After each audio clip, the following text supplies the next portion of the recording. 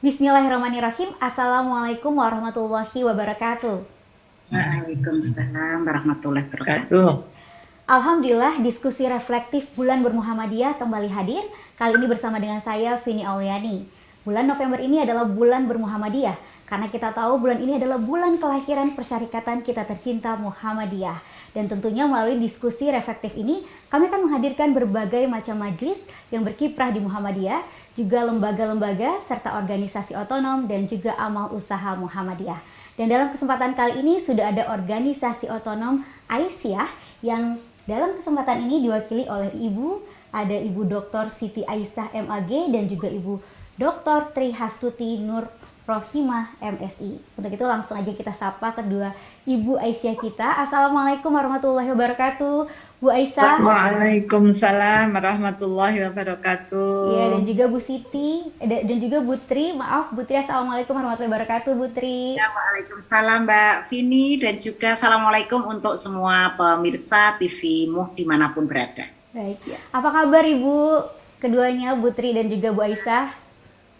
Alhamdulillah kabar baik. Ya, kita semua sehat ya. Semoga Alhamdulillah. pandai terus. Pandemi Alhamdulillah sehat walafiat semuanya, bisa silaturahim dengan semua pemirsa TV-mu ya melalui acara malam hari ini. Baik, alhamdulillah luar biasa. Dan kita akan mulai diskusi kita dengan dimulai dari Ibu Dr. Siti Aisyah MAG atau biasa disapa dengan Ibu Ais ini yang merupakan Ketua Pimpinan Pusat Aisyah. Baik Bu Ais, tadi kita sudah saksikan bersama dari video itu dijelaskan mengenai profil Aisyah dan juga kiprah-kiprahnya dari awal. Ini sangat luar biasa sekali Bu, yang menjadi pertanyaan besar mungkin bagi banyak kalangan juga. Ini rahasianya apa sih Bu bagi ibu-ibu Aisyah untuk bisa semangat berkiprah di masyarakat, dan juga apa yang latar belakangi motivasinya dan juga motifnya untuk mau capek-capek dan juga repot-repot gitu Bu untuk menjalankan banyak tugas berkiprah di masyarakat dan juga berdakwah seperti itu Bu. Yes, terima kasih Mbak Vini ya. Tapi sebelumnya kami ingin mengaturkan selamat Milad Muhammadiyah ya yang ke-109. Optimis hadapi COVID-19 menebar nilai utama. Tadi disampaikan, sudah ditayangkan video tentang dinamika Aisyah. Pertanyaan Mbak Vini tadi, apa sih sebenarnya yang mendorong itulah ya, Ibu Aisyah kok mau capek-capek katanya ya. Ya kalau ini udah pengalaman ya 1 abad lebih sejak awal berdirinya Aisyah, memang ini yang pertama mestinya memang adalah dorongan dari nilai-nilai agama, nilai-nilai Islam yang itu sebenarnya melekat kuat dalam diri para pimpinan dan juga para kader serta jamaah ya. Jadi Islam sendiri kan sebenarnya memberikan dorongan kepada laki-laki maupun perempuan untuk berkiprah ya. Bukan hanya ngurus diri sendiri, tapi justru yang paling utama kebahagiaan sejati adalah apa? Jalan menuju kebahagiaan itu adalah berdakwah gitu ya. Jadi ada dorongan yang luar biasa dari internal ya, dari dalam, karena apa? Oh itu adalah dari nilai-nilai Islam. Seperti lahirnya Muhammadiyah sendiri ya, Kiai kan terinspirasi dari Al-Quran surat Al-Imran ya 104, di sana disebutkan waltakum minkum ummatu yad'una ilal khair wa ya'muruna bil ma'ruf wa yanhauna 'anil munkar wa ulaika humul muflihun. Nah, ayat itu kan disampaikan mereka adalah orang-orang yang berbahagia. Jadi menuju kebahagiaan sejati sebenarnya dengan apa? Ya dengan dakwah, dengan berkiprah melayani masyarakat. Yang kedua, sebenarnya sejak awal berdirinya ya, kehadiran Aisyah itu kan memberikan layanan, memberdayakan para perempuan yang saat itu ketika awal berdirinya kan apalagi masih masa penjajahan ya Mbak Vini, dan pada masa sekarang ini juga masih amat sangat dibutuhkan ya kehadiran para perempuan untuk bersama-sama memberdayakan perempuan dan memberdayakan masyarakat ya. Karena apa ya? Memang karena kebutuhan. Karena para perempuan sendiri, masyarakat sendiri ini memang kan perlu mendapatkan layanan ya, mendapatkan pemberdayaan agar potensi yang dimiliki oleh para perempuan itu bisa disalurkan. Kalau pada masa awal berdirinya kan perempuan itu masih apa ya, dianggap tidak memiliki potensi, perempuan itu konco wingking ya. Bahkan ada apa ya, ada slogan atau apa ya ke saat itu, bahwa perempuan itu swarga nunut neraka katut misalnya, itulah ya, swarga nunut, berbuat baik masuk surga atau mendapat kebahagiaan bukan karena dirinya, tapi karena suami kalau sudah berkeluarga, kalau belum ya karena ayahnya misalnya. Padahal apa, Islam tidak seperti itu ya.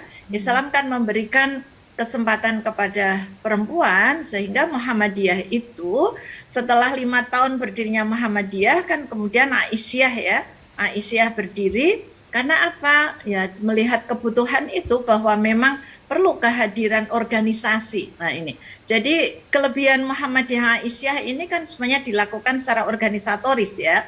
Ada perencanaan, ada pengelolaan ya, apalagi sekarang tantangannya sedemikian rupa ya, maka pengelolaan kelembagaan itu memang amat sangat diperlukan, sentuhan keilmuan ya, sentuhan manajemen itu.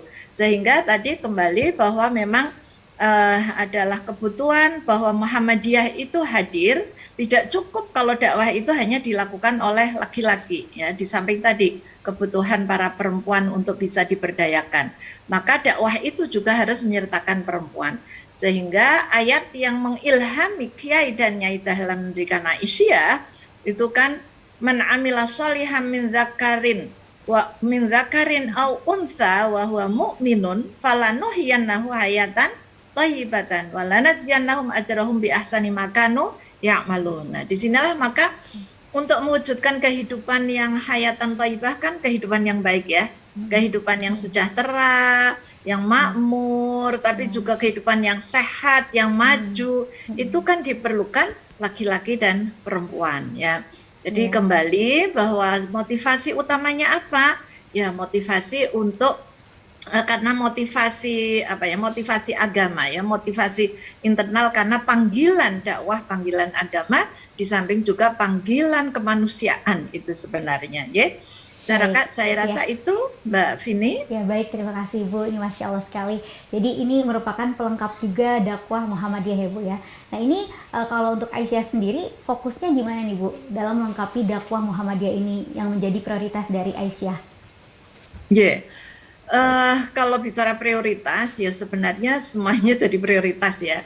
Tapi yang kalau kita melihat untuk era kekinian ya katakanlah, kalau bicara prioritas pada masa sekarang, maka kita kaitkan bahwa amanat muktamar itu kan sebenarnya arahnya kepada dakwah ya, kepada penguatan dan pengembangan dakwah dan tajdid yang mencerahkan itu. Yang mencerahkan. Jadi dakwahnya adalah dakwah pencerahan. Maka seluruh aktivitas yang dilakukan oleh Aisyah sebenarnya adalah diarahkan untuk penguatan dan pengembangan dakwah yang mencerahkan. Mencerahkan itu apa? Mencerahkan itu orientasinya kepada ada 3 hal ya. Pertama adalah pembebasan mereka yang sakit, misalnya di era COVID ini kan ya, banyak yang terpapar, yang sakit, mereka yang sakit ya harus disehatkan. Mereka yang masih belum pendidikan atau pendidikannya masih belum meningkat, maka itu juga harus difasilitasi. Mereka yang masih terpinggirkan, belum bisa ikut aktif terlibat dalam pemberdayaan, dalam aktivitas juga harus difasilitasi. Ada pembebasan yang masih miskin, yang belum berkecukupan harus dicukupkan, yang kemudian masih sakit harus sehat, yang masih belum cerdas itu juga diberi kesempatan untuk berpendidikan. Untuk apa? Kemudian yang kedua adalah pemberdayaan. Ya, setelah mereka itu dibebaskan, ya punya potensi, kemudian diberdayakan agar mereka bisa mandiri. Setelah itu maka adalah diarahkan kepada perempuan-perempuan yang berkemajuan, yaitu apa? Yaitu perempuan yang memiliki alam pikiran yang maju, ya, kehidupannya juga maju dalam seluruh aspek kehidupan, dan itu nggak ada hambatan ya, tidak ada diskriminasi baik kultural maupun struktural. Artinya kultural ya budaya, tradisi nggak menghalangi kiprah-kiprah perempuan. Secara struktural berarti kan baik regulasi, meregulasi pemerintah ya atau dalam organisasi itu nggak ada hambatan ya, tidak ada hambatan. Maka diarahkan kepada prioritasnya tadi, kalau bicara prioritas maka arahnya kepada dakwah pemberdayaan itu. Maka baik itu tabliknya katakanlah ya, karena saya telah membidangi bidang tablik ya, tabliknya maka ya diarahkan kepada wawasan-wawasan Islam yang berkemajuan, Islam yang berikan kesempatan kepada perempuan, yang kesempatan yang setara lah ya, kepada perempuan setara dengan laki-laki untuk berkiprah, untuk berdakwah, untuk berjihad, untuk meraih pendidikan, meraih prestasi, memegang jabatan-jabatan publik misalnya. Ini kan berkaitan dengan peran-peran perempuan. Kemudian prioritas lainnya mestinya juga SDM ya. Jadi pemberdayaan SDM-nya, kader-kadernya tadi yang harus memiliki wawasan yang berkemajuan, memiliki wawasan Islam yang memajukan perempuan, Islam yang memajukan masyarakat ya, SDM-nya. Kemudian prioritasnya juga memberikan layanan-layanan sosial, gerakan-gerakan praksi sosial ya. Meskipun di era pandemi ini tidak akan berhenti ya, tidak pernah berhenti Aisyah di seluruh Indonesia berikan layanan sosial, pemberdayaan ekonomi.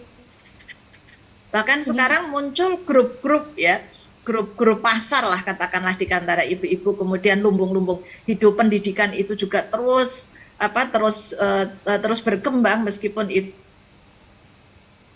di era pandemi. Baik, juga Masya prioritas Allah, ya penguatan amal usaha. Amal usaha. Ya, amal usaha kita kan banyak juga ya, maka itu juga amal usaha yang berkeunggulan gitu.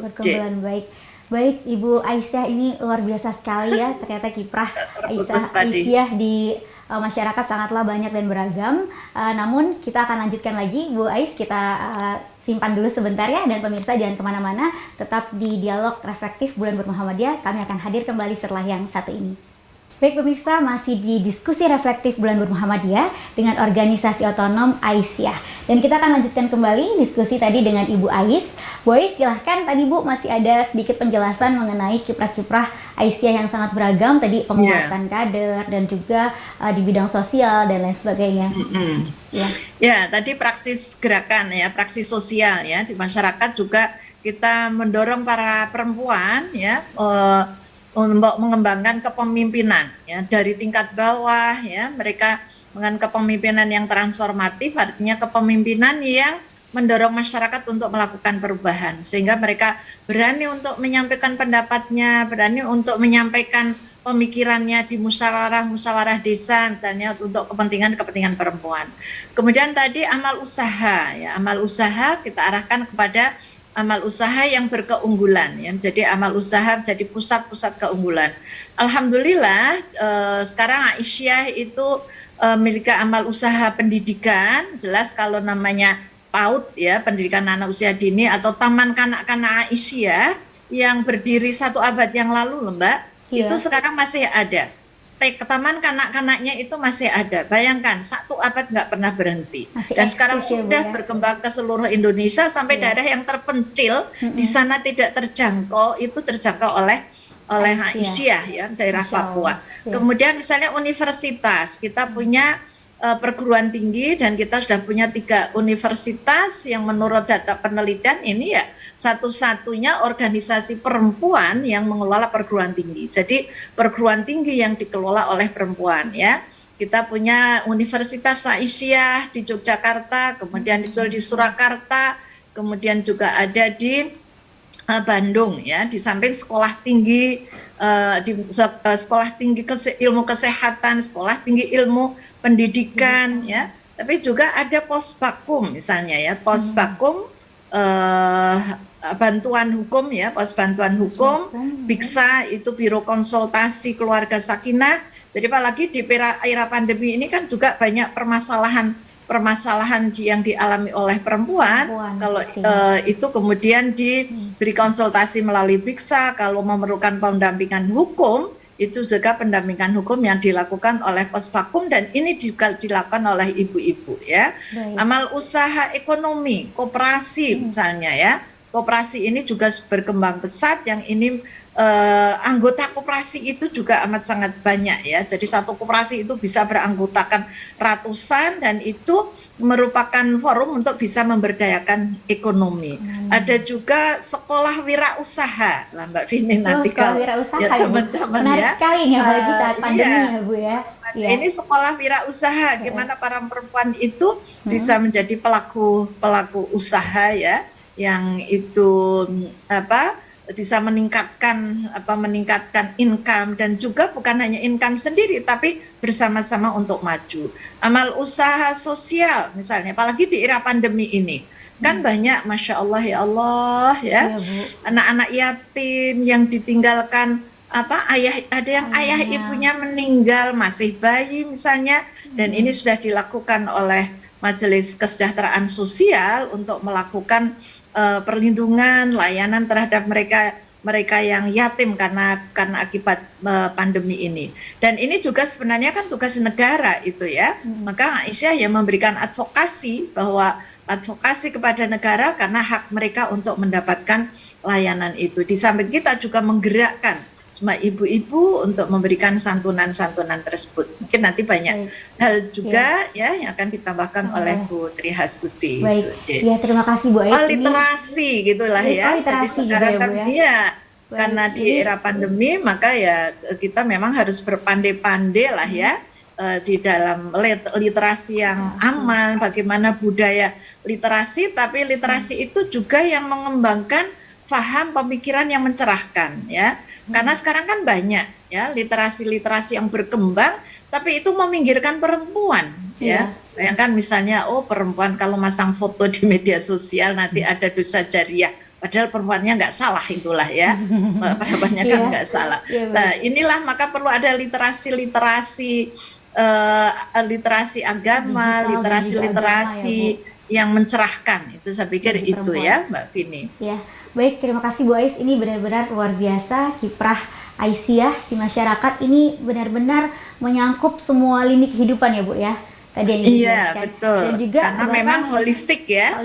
Namanya peran itu kan ya tadi setara ya, kan. Iya. Islam kan mengatur seluruh segi kehidupan, termasuk mungkin masalah politik gitu ya. Politik kan tidak mesti partai ya, tapi kan politik kan terkaitan dengan masalah kebijakan negara, peran-peran kebangsaan. Sejak Kongres Perempuan yang pertama, Kongres Perempuan tahun 1928 ya, itu kan Aisyah menjadi inisiator. Ya, ini menjadi salah satu dari inisiator yang Aisyah saat itu sudah punya pengalaman mengelola Kongres. Iya Bu. Jadi kita kan 28, kita sudah punya pengalaman mengelola Kongres, punya Dahlan itu juga sudah memimpin Kongres gitulah ya. Jadi Aisyah sudah punya pengalaman, maka pengalaman itulah yang kemudian dikembangkan bersama-sama dengan para organisasi perempuan yang semangatnya saat itu kan merdeka, ya semangatnya adalah gimana meraih kemerdekaan, bahkan ya jelas itu ya berpikir mengatasi permasalahan-permasalahan dialami perempuan. Ya sejak dulu kan perkawinan tidak dicatatkan ya, kalau nggak dicatatkan itu kan yang rugi mesti merugikan perempuan dan anak-anak ya kan, karena identitas anak jadi tidak dengan sempurna. Perkawinan anak misalnya, maka ini sekarang dijawab oleh Muhammadiyah, dijawab oleh Tarjih ya. Tarjih memutuskan perkawinan anak itu ghairu masyru', tidak disyariatkan, nggak ada syariatnya perkawinan anak. Kemudian sebaliknya nikah itu harus dicatatkan. Nah ini kan Muhammadiyah Aisyah menjawab permasalahan itu tetap dalam perspektif Islam yang berkemajuan, perspektif Tarjih. Baik, terima kasih Bu Ais. Dan kita sekarang ke Ibu Trihastuti. Ini merupakan sekretariat dari pimpinan pusat Aisyah. Nah, sekretaris sekretaris pimpinan pusat Aisyah. Nah, Ibu Tri, tadi itu kan Bu Ais menjelaskan banyak sekali kiprahnya. Kita untuk berbuat baik itu kan mudah untuk diri sendiri, tapi kadang kita mengajak orang lain itu yang sulit. Nah, bagaimana Aisyah bisa menjadi organisasi besar seperti sekarang ini dengan mengandalkan dan juga mengerahkan tiap-tiap kadernya dari tiap daerah dan wilayah gitu. Ini seperti apa, Bu? Ya, iya Mbak Vini dan juga para pemirsa TV Muh ya. Salah satu hal yang menjadi inti dari Aisyah adalah bahwa Aisyah adalah organisasi kader ya, organisasi kader. Maka kemudian menggerakkan di komunitas itu juga menjadi bagian dari misi dakwah Aisyah seperti itu. Termasuk juga Mbak Vini, mungkin saya kira salah satu kekuatan dari Aisyah adalah penguatan cabang dan ranting. Ya, penguatan cabang dan ranting. Kalau di abad kedua ini, abad kedua Aisyah ini, kita gitu ya, Aisyah menguatkan karakternya bahwa Aisyah adalah gerakan komunitas seperti itu ya. Maka kemudian penguatan cabang dan ranting itu menjadi sangat penting sekali seperti itu. Oleh karena itu mengapa kemudian Aisyah tetap eksis, kemudian Aisyah juga terus menjalankan dakwahnya sampai dari tingkat pusat sampai di akar rumput, karena memang itu menjadi ciri dari karakter gerakan Aisyah seperti itu. Itu yang saya kira. Ya baik, ya Ibu Tri. Ya ini Aisyah juga kan organisasi yang bisa dibilang kaya ya Bu ya, karena memiliki banyak aset. Karena tadi Aisyah itu concern di bidang pendidikan dari mulai TK, taman kanak-kanak, pendidikan anak usia dini, sampai juga universitas. Sekarang Aisyah punya universitas sendiri gitu. Nah ini gimana bisa mengembangkan amal usaha Muhammadiyah, amal usaha Aisyah maksud kami, hingga bisa besar seperti sekarang, menjaga aset-aset tersebut seperti itu Bu?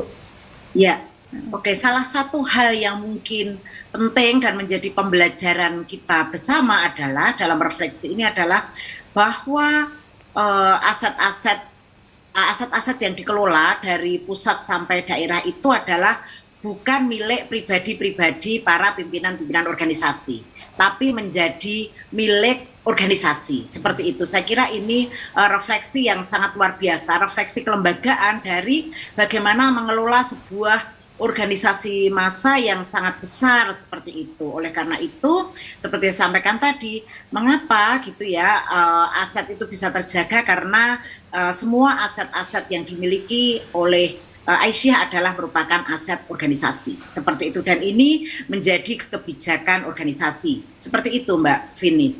Nah kemudian mengapa gitu ya, mengapa kemudian kita terus berkembang ya, karena memang saya tadi menyebutkan bahwa salah satu kekuatan yang terus kita bangun memasuki abad kedua ini, di Aisyah abad kedua ini, selain pada kekuatan gerakan di komunitas ya melalui cabang dan ranting, itu juga kekuatan amal usaha itu juga menjadi salah satu ciri khas atau karakter dari Aisyah sebagai organisasi perempuan muslim berkemajuan.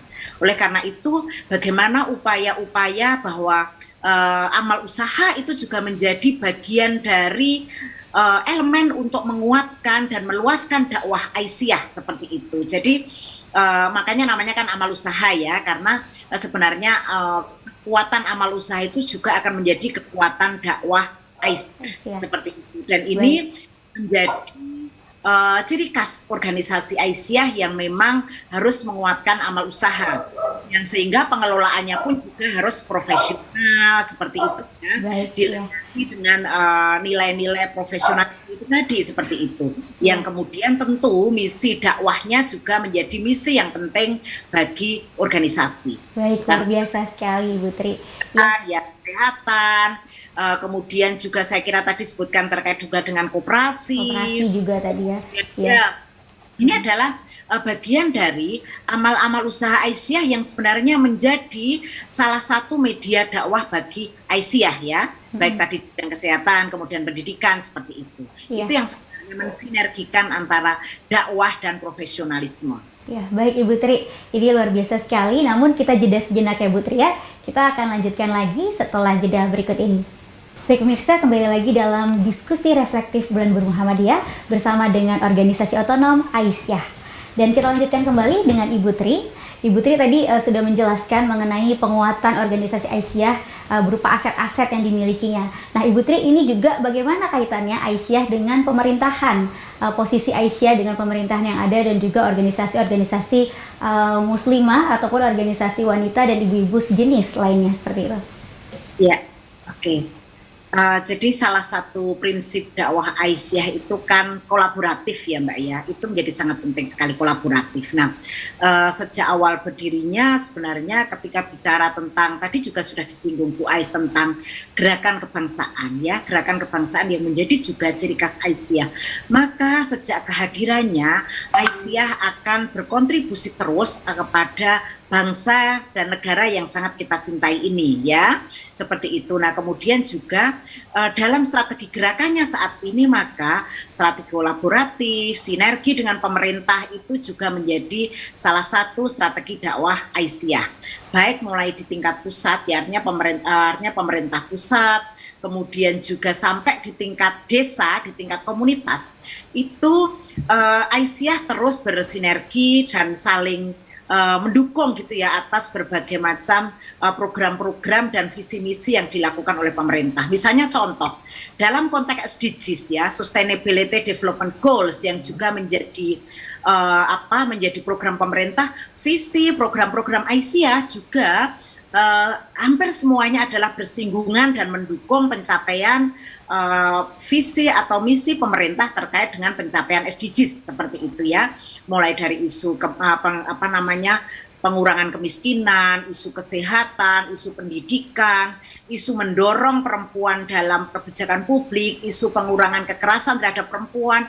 Ini juga menjadi isu-isu yang kemudian dikerjakan oleh oleh Aisyah dan dimanapun juga terus bersinergi dengan pemerintah seperti itu. Jadi bahkan di tingkat internasional pun juga banyak bersinergi. Mungkin saya akan ambil satu contoh saat ini Aisyah juga bekerja sama dengan kedutaan besar di Kamboja yang ada di Phnom Penh itu untuk kemudian melakukan kerjasama dengan organisasi perempuan Muslim yang ada di Kamboja, dan ini dimediasi dan dijembatani oleh kedutaan besar Indonesia di Kamboja. Seperti ini artinya bentuk juga bahwa di tingkat internasional juga kita terus juga bersinergi dengan pemerintah bagaimana mempromosikan Indonesia, bagaimana mempromosikan di tingkat internasional itu, mempromosikan Islam tengahan, Islam wasatiyah, Islam progresif. Ini juga menjadi misi yang terus dibawa oleh Aisyah Muhammadiyah. Itu tadi hanya satu contoh ya, banyak juga contoh yang lain, misalnya di Taiwan ya, di Taiwan ini saya sudah bicara di tingkat internasional ya. Di Taiwan misalnya Aisyah bekerja sama dengan Muhammadiyah kita punya PKBM. Ya, PKBM ini kemudian memberikan edukasi kepada saudara-saudara kita buruh migran yang ada di sana, mulai dari tingkat SD, SMP, SMA, yang kemudian teman-teman buruh migran di sana bisa memiliki ijazah. Ini kerjasama dengan Kementerian Pendidikan dan Kebudayaan, seperti itu. Nah, ini baru dua contoh ya Mbak, dua contoh yang sebenarnya bagaimana kolaborasi, sinergi antara antara pemerintah dengan Aisyah. Di tingkat komunitas juga begitu, saya yakin, dan kita sudah banyak mengerjakan isu-isu misalnya perkawinan anak, isu-isu bagaimana stunting, itu kita di tingkat komunitas banyak sekali bekerja sama dengan pemerintah desa, karena pemerintah desa ini sekarang menjadi mitra yang sangat strategis juga dengan adanya undang-undang desa di mana pemerintah desa mengelola dana desa, dan dana desa itu harus digunakan sebesar-besarnya untuk kemakmuran masyarakat desa. Nah, di sini kemudian Aisyah bersinergi dengan pemerintah bagaimana menggunakan anggaran dana desa ini untuk menyejahterakan masyarakat. Seperti itu, Mbak. Masya Allah, baik, luar biasa sekali. Dan memang Aisyah ini banyak sekali menjalin kerjasama dengan pemerintah dan juga tadi Ibu sebutkan dengan lembaga internasional. Nah, ini sebenarnya apa sih Bu tameng yang dimiliki Aisyah atau value yang selalu dikedepankan oleh Aisyah sehingga mudah untuk menjalin banyak kerjasama dengan berbagai pihak seperti itu? Ya, oke. Yang pertama tadi mungkin saya sedikit meluruskan, kalau tadi yang saya ceritakan di Kamboja dan di Taiwan tadi kerjasama dengan pemerintah. Baik. Ya, kerjasama dengan pemerintah yaitu dengan kedutaan besar, kalau kemudian ditayangkan dengan KDII seperti itu. Nah, kalau dengan lembaga-lembaga internasional, kemudian juga organisasi-organisasi yang ada di Indonesia, baik yang di tataran sekali lagi, kita itu banyak bekerja sama juga, ibu-ibu ranting bekerja sama dengan organisasi-organisasi kemasyarakatan lain yang ada di tingkat ranting. Kemudian di tingkat provinsi, di tingkat kabupaten, di tingkat nasional, bahkan di tingkat internasional, Aisyah juga terus bekerja sama dan berkolaborasi dengan organisasi-organisasi yang lain. Nah, apa prinsipnya yang saya sampaikan tadi adalah prinsipnya ketika bicara atau ketika bekerja sama itu prinsipnya adalah partnership. Ya, partnership itu adalah kemitraan. Tidak ada yang lebih tinggi dan lebih rendah. Itu adalah kemitraan, itu adalah equal seperti itu. Itu mengapa kemudian tadi apa sih kenapa kita bisa bekerja sama? Karena satu tadi kita meyakini pertama adalah kolaboratif ya, kolaboratif. Karena kalau kita banyak dengan berkolaborasi, maka kemudian misi dan visi kita juga akan semakin tercapai, apalagi dalam era saat ini kolaboratif menjadi sangat penting sekali. Yang kedua tadi partnership ya, partnership ini adalah prinsip dari Aisyah, itu adalah kemitraan. Kemitraan itu yang setara dengan siapapun, dengan government atau pemerintah di level manapun, dengan organisasi-organisasi bahkan termasuk dengan lembaga-lembaga internasional. Prinsip kita adalah kolaboratif dan tentu saling menghargai masing-masing pihak seperti itu sesuai dengan visi misi yang kita miliki. Itu saya kira Mbak ini. Baik Bu Tri ya. Nah ini kan berarti tadi yang dikatakan adalah partnership ya Bu ya. Lalu bagaimana kalau untuk anggota sendiri Bu? Tadi kan Aisyah punya kekuatan yang besar gitu. Bagaimana menumbuhkan loyalitas di kalangan kader Aisyah itu sendiri gitu Bu, agar bisa seiring sejalan sami'na wa ta'na gitu, bisa menjalankan gerak roda organisasi. Apa sih yang Aisyah janjikan gitu mungkin pada anggotanya seperti itu? Ya, sebenarnya lebih gini Mbak. Ketika dalam sebuah organisasi ya, kesamaan ideologi, kesamaan pandangan itulah yang kemudian menjadikan kita gerak bersama, kan seperti itu. Nah, pertanyaannya kemudian bagaimana tadi kita akan menggerakkan anggota-anggota adalah tentu prinsipnya adalah ideologisasi ya, ideologisasi. Jadi ideologi bagaimana Aisyah sebagai perempuan berkemajuan itu terus-menerus diinternalisir ya, kita internalisir baik bagi pimpinan ya, pimpinan di semua level mulai dari tingkat pusat sampai di tingkat komunitas atau ranting termasuk pada majelis dan lembaganya. Kemudian juga penguatan ideologisasi itu ya, sebagai perempuan berkemajuan itu menjadi inti dari gerakan Aisyah seperti itu. Jadi yang sebenarnya kemudian kita bisa menggerakkan sekali lagi karena kesamaan ideologi kita, ideologi di mana kemudian tadi adalah perempuan berkemajuan itu menjadi ideologi kita, termasuk kalau misalnya kita bicara tentang Islam Wasatiyah Tengahan seperti itu juga menjadi ideologi yang terus-menerus kita internalisir kepada anggota-anggota Aisyah. Termasuk tadi ketika bicara tentang ideologisasi yang di awal Bu Ais sudah menjelaskan misalnya bagaimana kita punya komitmen yang sama, punya visi yang sama untuk terus berdakwah di jalan kemanusiaan, di jalan keumatan dan kebangsaan. Misalnya nilai semangat Al-Ma'un itu juga yang mendasari kita ya, semangat Al-Ma'un untuk terus berbagi. Nah inilah yang juga menjadi spirit anggota-anggota Aisyah ya, anggota-anggota organisasi ini untuk terus berdakwah gitu ya, dengan semangat dan dilandasi oleh nilai-nilai Islam berkemajuan. Baik. Itu. Subhanallah sekali nih Bu Tri, terima kasih banyak atas penjelasannya. Selanjutnya saya beralih ke Ibu Ais ya. Bu Ais, ini tadi kan luar biasa sekali kiprah Aisyah, strategi-strategi yang dijalankan, juga kerjasama, baik kerjasama keluar dan juga penguatan ke dalam organisasi. Lalu apa sih kendala dan juga masalah serta tantangan yang dihadapi organisasi sebesar Aisyah ini, Bu Ais? Ya, baik. Kalau bicara kendala kan ada yang sifatnya eksternal ya, dan juga ada yang sifatnya internal. Kalau yang eksternal berkaitan dengan perempuan ini kan memang tadi masih banyak permasalahan-permasalahan yang dihadapi oleh para perempuan, kemudian juga pemikiran-pemikiran keagamaan yang kadang-kadang itu tidak tidak memberdayakan perempuan, tidak memajukan perempuan, ya, tidak mendorong perempuan gitu, tapi justru pemikiran-pemikiran keagamaan yang flashback gitulah ya, kembali menempatkan perempuan itu cukup di rumah. Ya memang sebenarnya mulia, tapi kan bukan hanya itu ya. Bukan hanya kepentingan individu saja kalau di rumah, tapi kan juga ada panggilan-panggilan dakwah, kepentingan-kepentingan kepentingan dakwah tadi ya, perjuangan dan beramal soleh gitu. Itu masih ada paham-paham yang seperti itu. Sehingga apa?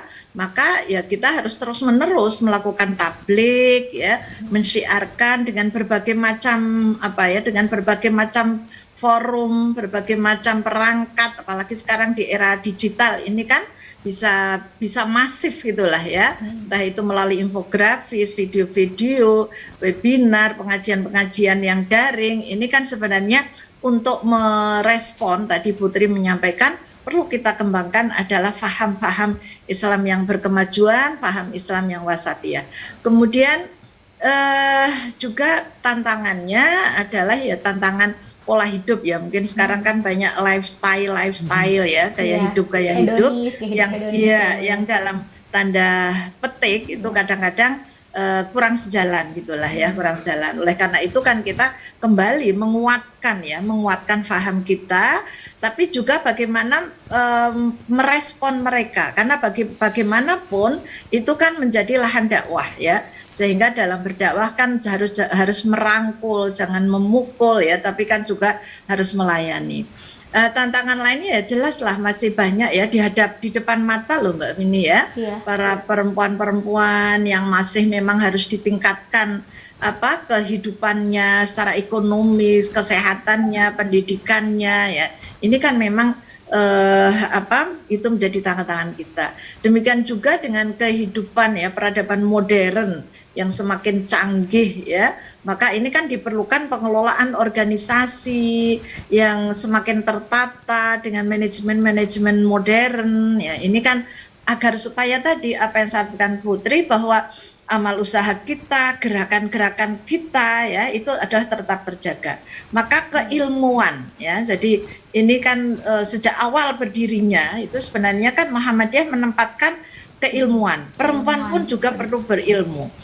Ya, perempuan pun perlu berilmu, sehingga bukan hanya perempuan-perempuan perempuan-perempuan yang di middle class, high class saat itu kan yang memperoleh pendidikan kan tapi seluruhnya termasuk, sehingga ada, bayangkan saat itu ada istilahnya ini Mbak, Aisyah Maghribis Hul. Jadi Aisyah Maghribis Hul ya. Jadi itu mentereng itu ya. Ternyata itu sekolah Aisyah yang ba'da maghrib. Jadi sekolahnya itu ba'da maghrib. Kenapa? Ya karena para buruh ya, para pekerja perempuan itu seharian itu kan mereka sudah bekerja ya. Tapi mereka perlu punya itu, melihat ya masih mereka juga perlu mendapatkan hak-hak pendidikan itulah ya. Nah ini kan sebenarnya sampai sekarang pun ini kan juga masih ada, misalnya perempuan-perempuan tadi yang bekerja sehingga sampai ke luar negeri, bayangkan ya, mereka ya Allah keberaniannya kan luar biasa kalau kita melihat seperti itu. Tidak punya bekal ijazah pendidikan, tapi semangatnya luar biasa. Bahkan ada ya. Jadi mencari ijazah katakanlah kan ada persamaan toh. Setelah paket A, paket B, paket C itu kesempatan untuk kuliah.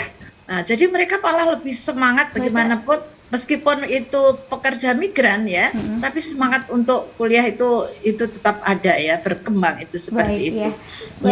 Luar biasa sekali nih Bu Ais. Baik, kita akan lanjutkan kembali Bu Ais, kita jeda sejenak, dan pemirsa jangan kemana-mana, tetap bersama kami setelah jeda yang berikut ini. Baik pemirsa, kembali lagi bersama kami dan kita lanjutkan kembali diskusi yang sangat luar biasa seru ini. Kita akan kembali membahas dengan Bu Ais tadi hambatan dan juga tantangan dari Aisyah, dan masih terus tugas-tugas dilakukan untuk kiprahnya di masyarakat. Demikian ya Bu Ais. Nah, ini Bu Ais kira-kira harapan kedepannya ini Aisyah seperti apa nih? Dan juga mungkin jika direfleksikan dengan Milad Muhammadiyah yang sekarang ini sudah berusia 109 tahun. Ya, terima kasih Mbak. Ya, harapan kita ke depan ini kebetulan mau muktamar ya, masih satu tahun lagi, ya, maka memang kita siapkan. Artinya kalau muktamar itu kan berarti menyiapkan 5 tahun ke depan. Ya, harapan kita seluruh aktivitas peran-peran Aisyah kan sebenarnya ada 5 karakteristik gerakan Aisyah. Jadi yang sekarang sudah jalan ya terus jalan, bahwa Aisyah itu gerakan Islam, dakwah amar ma'ruf nahi mungkar dan tajdid ya. Maka pemikiran-pemikiran Islam yang berkemajuan, Islam wasatiyah, Islam yang memberdayakan perempuan, Islam yang melayani masyarakat itu harus terus dikembangkan gitu ya. Yang kemudian Aisyah itu sebagai gerakan perempuan. Ya memang gerakan yang organisasi yang digerakkan oleh perempuan, maka perempuan itu mesti tadi sampaikan perlu berpikiran maju. Perempuan itu juga memiliki komitmen itulah ya, memiliki komitmen, memiliki integritas sehingga dia memiliki kemampuan untuk mengelola organisasi yang ini semakin besar. Baik itu di tingkat ranting tadi ya, cabang sampai ke kita kan punya PCIA yang digambarkan oleh Putri, sehingga internasionalisasi faham Islam yang berkemajuan ya di dunia internasional itu bisa terus dilakukan. Karena ternyata Mbak Vini bahwa di negara maju lah, katakanlah mestinya seperti Jepang ya, itu kan ibu-ibu Aisyah di sana pengajian wal asri Aisyah gitu ya, pengajian Aisyah wal asri. Ketika mengkaji tentang perempuan, masalah haid saja misalnya, mereka juga terkaget-kaget gitu. Oh ternyata perempuan itu juga ternyata perempuan itu meskipun haid masih bisa baca Al-Quran, masih bisa beraktivitas, tapi selama ini yang mereka pahami itu enggak seperti itu. Jadi mereka senang gitulah ya. Oh ternyata perempuan Islam itu membolehkan, memberi kesempatan bahwa perempuan itu untuk berkiprah ya. Jadi internasionalisasi, tapi tadi yang sudah berjalan ada pengajian, ada amal usaha itu terus harus dikuatkan. Tapi kemudian yang lain ada usaha-usaha, ada aktivitas-aktivitas baru yang menyebar kedamaian, menyebar kebaikan, kemaslahatan. Karena ini kan prinsip-prinsip ya, kemaslahatan, keselamatan, layanan-layanan itu dan menjadi pusat-pusat unggulan ya. Ada kita usahakan amal usaha atau gerakan-gerakan praksi itu juga menjadi pusat-pusat keunggulan yang itu bisa menggerakkan para perempuan memberikan layanan dan berpartisipasi dalam seluruh segi kehidupan itulah ya. Jadi di samping menguatkan yang sudah ada, tapi perlu ada kreativitas lah, ide-ide baru untuk aktivitas-aktivitas dan peran penguatan amal usaha untuk menjawab permasalahan-permasalahan kontemporer, permasalahan-permasalahan di era digital sekarang ini. Baik, itu Mbak Vini. Baik, terima kasih banyak Bu Ais atas penjelasannya dan kita beralih ke Ibu Tri. Ibu Tri mungkin ingin menambahkan juga ini bagaimana Bu harapan kedepannya ataupun juga pesan-pesannya ini untuk masyarakat khususnya kalangan ibu dan juga mungkin masih ada yang belum tahu nih kalau ingin gabung ke Aisyah, aktif di Aisyah ini seperti apa sih, syaratnya seperti apa, dari umur berapa, seperti itu Bu, silakan. Mbak Vini sudah boleh. Saya mungkin di akhir ini ingin menyampaikan pertama begini, meneguhkan posisi Aisyah sebagai gerakan perempuan Muslim berkemajuan dengan nilai-nilai Islam progresif itu menjadi penting. Maaf Ibu, boleh agak sedikit mundur sedikit ya Bu duduknya, posisinya ya. Oke. Silakan Bu dilanjutkan. Ya saya ulang ya. Jadi di akhir episode ini, di akhir acara ini saya ingin menyampaikan yang pertama adalah saat ini di tengah tarik-menarik ideologi kanan sekali, kiri sekali, maka Muhammadiyah dan Aisyah terus meneguhkan dan menguatkan Aisyah dengan nilai-nilai Islam berkemajuan. Seperti itu saya kira ini menjadi hal yang sangat penting sekali di era saat ini. Yang kedua kemudian menjadi sangat penting sekali dalam mengukuhkan peran Aisyah untuk meneguhkan nilai-nilai Islam berkemajuan itu bagaimana. Terus kita meningkatkan peran-peran Aisyah di tingkat internasional untuk mempromosikan Islam yang damai, Islam yang rahmatan lil alamin, Islam yang memberikan kesetaraan dan kemuliaan pada perempuan seperti ini. Karena bagi kita ini penting sekali, bagaimanapun Aisyah di Indonesia adalah sebagai negara muslim terbesar di dunia, maka kemudian mempromosikan nilai-nilai Islam yang ramah perempuan, yang kemudian memberi pemuliaan kepada perempuan, itu harus terus-menerus kita bawa ke tingkat internasional ya, Islam rahmatan lil alamin seperti itu. Nah, kemudian yang ketiga, di tengah perkembangan teknologi digital yang sangat luar biasa ini, penguatan kelembagaan organisasi menjadi sangat penting sekali di abad kedua ini. Bagaimana kita saya ingin menyampaikan bahwa Aisyah harus terus menjadi organisasi pembelajar, organisasi yang terus mengkontekstualisasikan dengan perkembangan-perkembangan yang ada, dengan profesionalisme untuk mengelola manajemen organisasi dalam dunia digital ini menjadi sangat penting sekali. Yang terakhir, yang keempat adalah bagaimana Aisyah kemudian terus mampu menjawab problem-problem permasalahan saat ini, misalnya isu-isu lingkungan, isu-isu climate change yang saat ini juga menjadi isu di tingkat dunia, gitu ya. Kemudian ini juga sudah berdampak di Indonesia, bahkan di tingkat lokal. Ini menjadi isu penting ke depan yang harus terus-menerus kita kawal. Bagaimana perempuan, gitu ya, di sini adalah Aisyah, terus untuk kemudian bicara tentang bagaimana kita akan mempromosikan juga pelestarian lingkungan, ketahanan pangan, kemudian menjaga lingkungan untuk merespon terkait dengan isu-isu global, yaitu climate change dan isu-isu lingkungan yang ada. Itu saya kira Mbak Vini ya, 4 hal yang ingin saya sampaikan untuk mengakhiri sesi ini. Terima kasih. Baik, terima kasih banyak Bu Tri tadi atas penjelasannya dan juga motivasi-motivasi yang diberikan untuk kita perempuan Indonesia, khususnya para ibu, bisa terus mengedepankan keilmuan, semangat berdakwah dan juga berkiprah di masyarakat tanpa meninggalkan kewajiban-kewajiban di rumah tangga. Juga terima kasih kepada Bu Ais yang sudah memberikan juga tadi pencerahan kepada kita semua. Ya, baik pemirsa TVMO dimanapun Anda berada, demikianlah tadi diskusi reflektif Bulan Buruh Muhammadiyah bersama dengan organisasi otonom Aisyah. Dan kami akan terus menghadirkan diskusi reflektif lainnya dengan majelis dari Persyarikatan Muhammadiyah, juga organisasi otonom, lembaga dan juga amal usaha Muhammadiyah. Demikianlah perjumpaan kita kali ini. Terima kasih atas perhatiannya. Saya mewakili seluruh kerabat kerja yang bertugas mohon pamit undur diri. Albiru manitako, nasrun minallah wa fatun qorib. Wassalamualaikum warahmatullahi wabarakatuh.